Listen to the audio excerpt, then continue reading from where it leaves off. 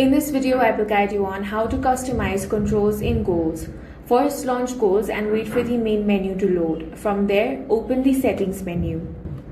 Now, under the General section, find the option of Configure Controls. Then you want to click on the Configure option. Now, you can choose between controller and keyboard and mouse. Under Controller preset, you get the option of Standard, Alternate, and Custom. To fully customize your controls, select Custom as your control preset.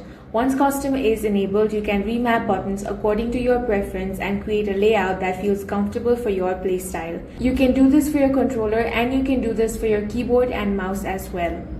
After making your changes, save the settings and return to game. If you want to reset your controls, you can click on the Reset Controls option. Then click on the Reset option here to confirm. In this way, you can easily customize controls in Goals. If you found this video useful, make sure to hit the like button and subscribe for more videos like this.